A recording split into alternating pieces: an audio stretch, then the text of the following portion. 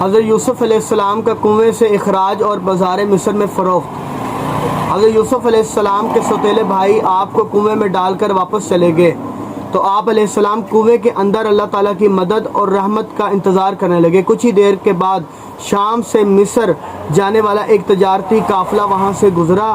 انہوں نے اپنے ایک آدمی کو کنویں سے پانی لانے کے لیے بھیجا۔ جب انہوں نے اپنا ڈول کنویں میں ڈالا تو حضرت یوسف علیہ السلام اس ڈول کے ساتھ لٹک کر اوپر آ گئے۔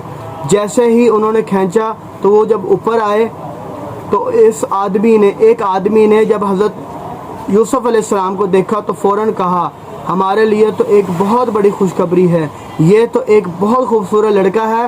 پھر انہوں نے حضرت یوسف علیہ السلام کو اپنے تجارتی مال میں شامل کر لیا اور مصر کے بازار میں لے جا کر دیگر سامان کی طرح آپ کو غلام بنا کر فروخت کرنے کا اعلان کر دیا۔